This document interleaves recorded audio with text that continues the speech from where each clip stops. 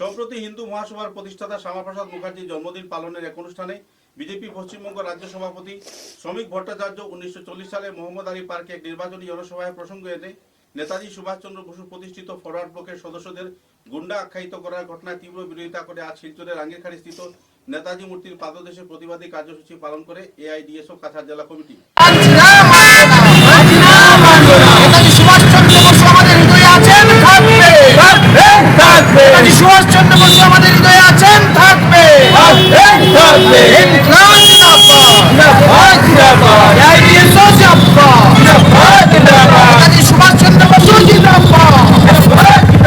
নিয়ে যে স্বাধীনতা সংগ্রামের আন্দোলনের ধারাবাহিকতা ছিল, তাকে কালিমা লিপ্ত করাই উদ্দেশ্য ছিল। আমরা এই বিষয়ে অত্যন্ত ধিক্কার জানাচ্ছি এই ধরনের মন্তব্যে, কারণ সুভাষচন্দ্র বসু আমাদের হৃদয়ে ছিলেন এবং এই সুভাষচন্দ্র বসু আমাদের হৃদয়ে থাকবেন।